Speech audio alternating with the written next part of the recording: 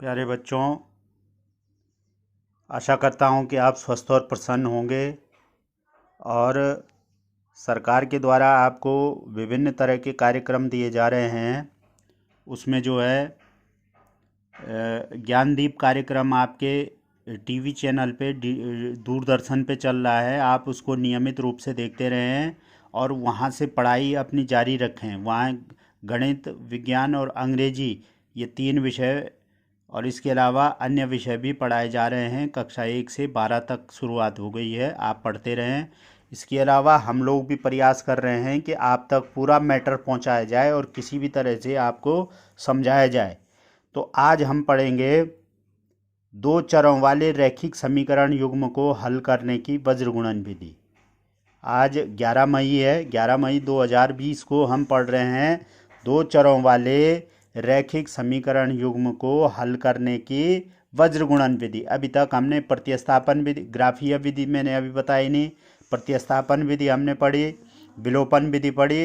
अब इन्हीं समीकरणों को हल करने की हम वज्रगुणन विधि का अध्ययन करने जा रहे हैं।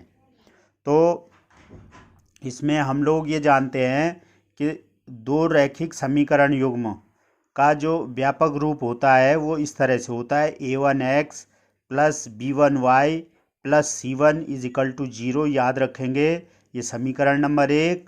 और दूसरा a2x plus b2y plus c2 is equal to 0, समीकरण नंबर 2। जहाँ a1, b1 और c1 क्या हैं? अचर वास्तविक संख्याएं हैं। और समीकरण 2 में भी a2, b2 और c2 क्या हैं? अचर वास्तविक संख्याएं हैं।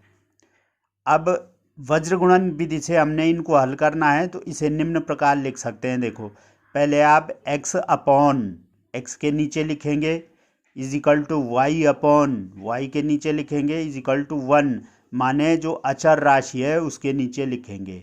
तो जब हम x के नीचे लिखेंगे तो इस x वाले को दबा देंगे। जब हम x के नीचे लिखेंगे तो इसको दबा देंगे। और x के नीचे हमें क्या लिखना है? देखो, x y और 1 तो आ चुका है, x y 1, नीचे x y नहीं आने चाहिए, नीचे अचर पद ही आएंगे।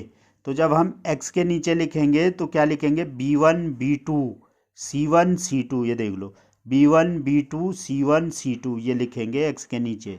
x को छोड़ देंगे हम, तो b1 b2 c1 c2 x के नीचे लिखेंगे इज इक्वल टू, जब हम y के नीचे लिखेंगे तो y को छोड़ देंगे, y को छोड़ देंगे, यहाँ से लिखेंगे c1 c2, ये देख लीजिए, c1 c2, और फिर वापस यहाँ आ जाएंगे a1 a2 is equal to, जब हम 1 के नीचे लिखेंगे तो c1 को छोड़ देंगे, ये इसको छोड़ देंगे, तो 1 के नीचे लिखेंगे तो a1 a2 b1 b2, ये a1 a2 b1 b2, इस तरह से आपने इसको लिखना है।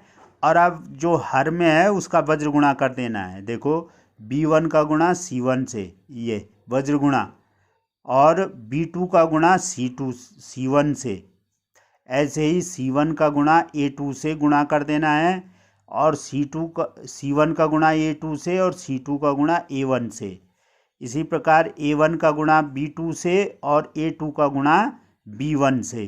तो ये हो जाएगा, देखिए, x अपॉन b1 c2, ये b1 c2 minus b2 c1, घटा देना है इसके और इसके गुणा में, इसके और इसके गुणा को घटा देना है।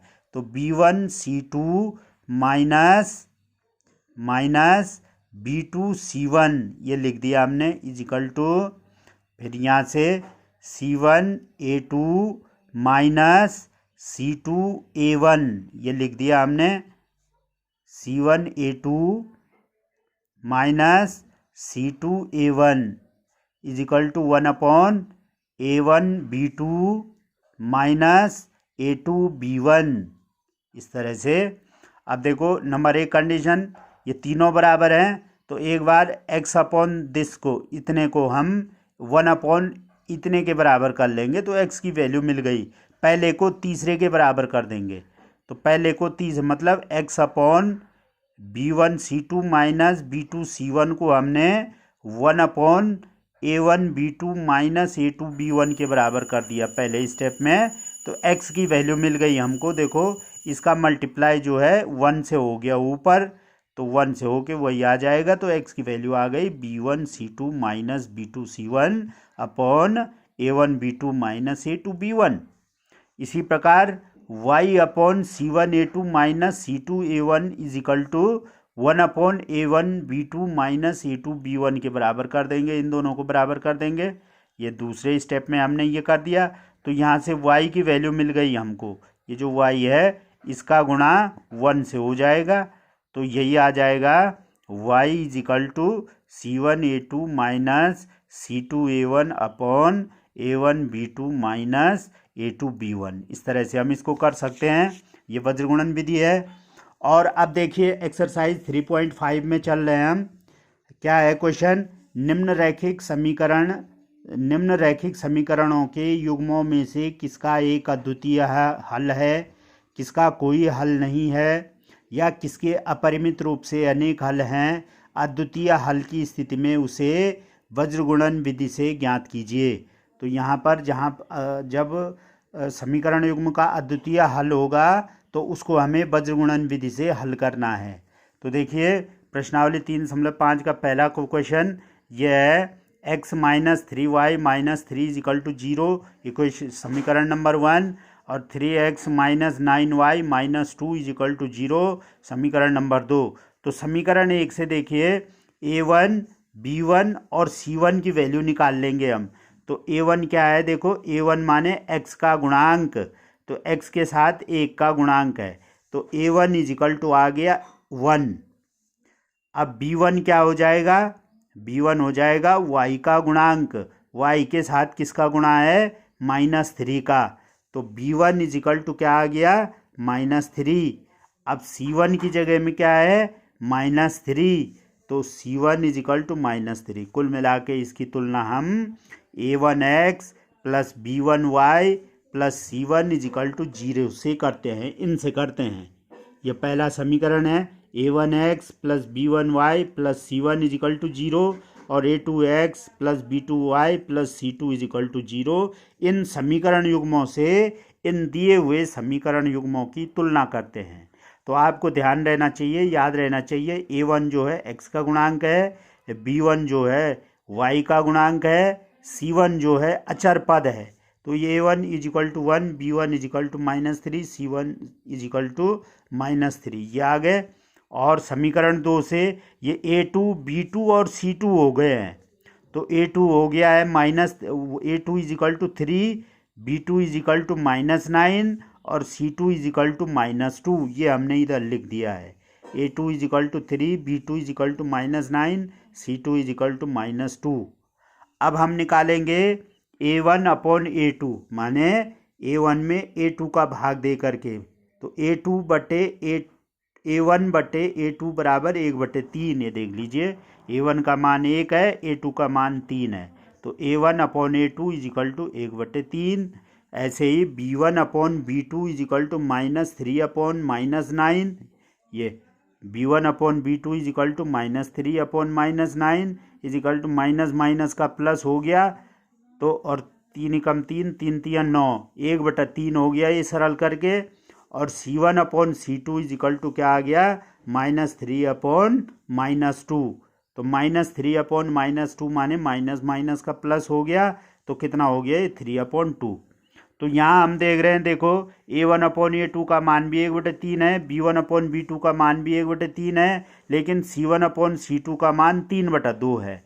तो ये दो तो बराबर हो गए, लेकिन तीसरा बराबर नहीं है। तो हम लिखेंगे a1 अपॉन a2 बराबर है b1 अपॉन b2, बराबर नहीं है c1 अपॉन c2 के।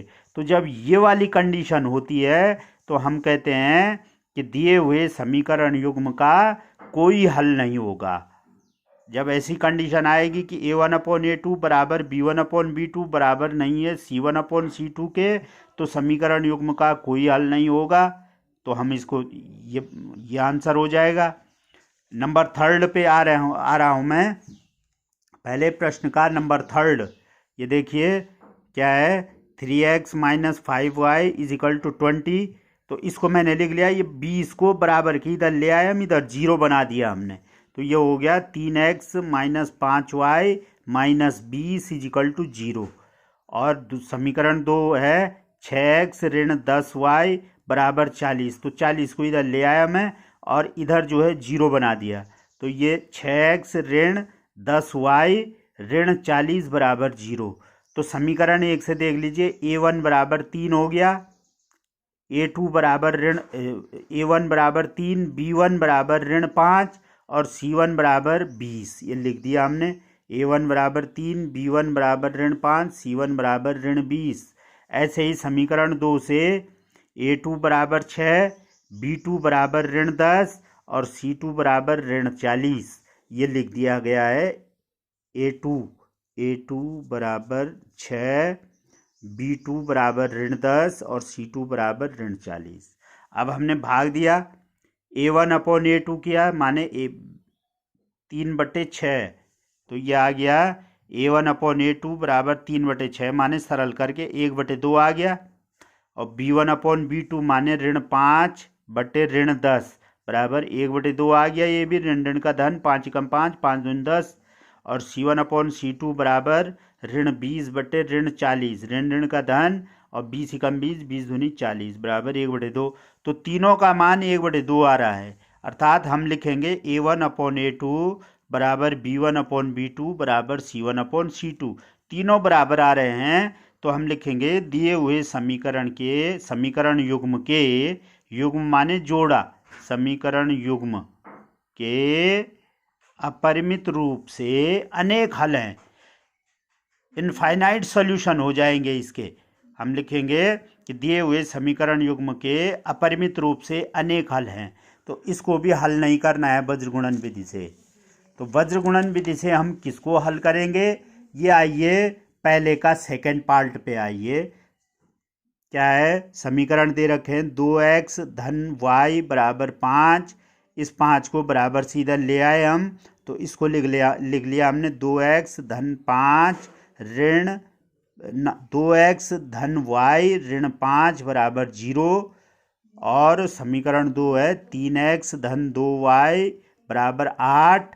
तो इस 8 को बराबर सीधा ले आए, तो ये हो गया 3x धन 2y ऋण 8 बराबर 0।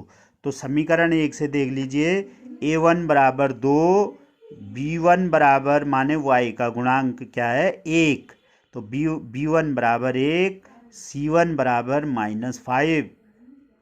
और समीकरण 2 से a2 बराबर 3, b2 बराबर 2 और c2 बराबर -8।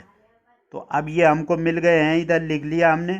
अब हम निकालेंगे a1 upon a2 is equal to 2/3 और b1 upon b2 is equal to 1/2 और c1 अपॉन c2 आप लिखना चाहें तो लिख सकते हैं -5 अपॉन -8 इज इक्वल टू 5/8। तो यहाँ हम देख रहे हैं कि a1 अपॉन a2 का मान 2/3 है और b1 अपॉन b2 का मान 1/2 है। तो ये दोनों बराबर नहीं हैं, तो हम लिखेंगे a1 upon a2 is not equal to b1 upon b2। अर्थात a1 अपॉन a2 बराबर नहीं है b1 अपॉन b2 के। ये दोनों बराबर नहीं है, ये बराबर नहीं है का चिन्ह है। तो हम लिखेंगे समीकरण युग्म का अद्वितीय, अद्वितीय माने एक और केवल एक हल, एक और केवल एक हल होगा, उसके अलावा दूसरा हल नहीं होगा। तो अद्वितीय हल कहते हैं उसको। तो अद्वितीय हल होगा, कब होगा समीकरण निकाय का अद्वितीय हल, जब a1 अपॉन a2 बराबर नहीं है b1 अपॉन b2 के। अब इसको हम वज्र गुणन विधि से हल करेंगे। ये दोनों समीकरण लिख लिया हमने, 2x धन y ऋण 5 बराबर 0 और 3x धन 2y ऋण 8 बराबर 0। अब देखो x बटे, ये लिख लिया हमने x बटे इज इक्वल टू वाई बटे इज इक्वल टू 1 अपॉन 1 बटे। अब x के नीचे क्या क्या आएगा, देखो x वाले को छोड़ देंगे। देखो x y और 1 तो आ चुके हैं, तो नीचे x और y नहीं आएंगे, तो ये x को छोड़ देंगे। ये y का गुणांक क्या है यहाँ पे 1, और 2, 1 2 ये आ गया। और आगे क्या है, ऋण 5 ऋण 8, ऋण 5 ऋण 8 ये आ गया, बराबर y बटे, तो यहाँ से ही स्टार्ट होगा, y को छोड़ देंगे, यहाँ से ही स्टार्ट होगा, ऋण 5 ऋण 8 ये आ गया, ऋण 5 ऋण 8। और फिर यहाँ आ जाएंगे 2 3, 2 3 ये आ गया, बराबर 1 बटे, जब 1 के नीचे लिखेंगे तो इन अचर पदों को छोड़ देंगे, इन अचर पदों को छोड़ेंगे तो कहाँ से स्टार्ट करेंगे, 2 3 ये आ गया, 2 3 और 1 2, 1 2। अब इनका आपस में वज्र गुणा देखो, 1 का ऋण 8 से वज्र गुणा हो जाएगा, माइनस 2 का ऋण 5 से वज्र गुणा हो जाएगा, y के नीचे ऋण 5 का 3 से गुणा हो जाएगा, माइनस ऋण 8 का 2 से गुणा हो जाएगा, 1 के नीचे देखिए 2 का 2 से गुणा हो जाएगा, माइनस 3 का 1 से गुणा हो जाएगा। तो यहाँ पर देखो ये लिख लिया हमने, दिस इम्प्लाइज x अपॉन 1 गुणा ऋण 8 ऋण 2 गुणा ऋण 5, 2 गुणा ऋण 5 बराबर y बटे, y के नीचे लिख लिया ऋण 5 गुणा 3, ये ऋण 5 गुणा 3 ऋण घटाएंगे ऋण 8 गुणा 2, ये ऋण 8 गुणा 2 बराबर 1 बटा 2 गुणा 2 ऋण 3 गुणा 1, 3 गुणा 1। अब नीचे लिखेंगे x बटे, देखो इसको गुणा कर लो, 8 का 8 धन ऋण का ऋण, 8 का 8 ऋण 8 हो गया, और देखो ऋण ऋण का धन, 2 पंजे 10, तो ऋण 8 धन 10 हो गया, बराबर y बटे 5 तियां 15, ऋण 15 धन ऋण का ऋण, ऋण 15 और ऋण ऋण का धन 8 दूनी 16 बराबर 1 बटे 2 दूनी 4 ऋण 3 एकम 3, 4 ऋण 3। तो यह आ गया x बटे 2, ये ऋण 8 धन 10 तो 2 हो गया, तो x बटे 2 बराबर y बटे, देखो ऋण 15 धन 16 1, तो y बटे 1 बराबर 1 बटे 4 ऋण 3 1। तो यह आ गया कुल मिला के। अब क्या करेंगे हम, पहले x बटे 2 को 1 बटे 1 के बराबर करेंगे, तो कर दिया हमने x बटे 2 बराबर 1 बटे 1, दिस इम्प्लाइज वज्र गुणा कर लेंगे, x का गुणा 1 से, 2 का गुणा 1 से, ये क्रॉस मल्टीप्लाई, तो x बराबर 2 एकम 2, x का मान आ गया 2, और y बटे 1 बराबर, अब y बटे 1 को 1 बटे 1 के बराबर करेंगे, तो y बटे 1 बराबर 1 बटे 1, तो वज्र गुणा करके क्रॉस मल्टीप्लाई करके y इज इक्वल टू 1 आ गया।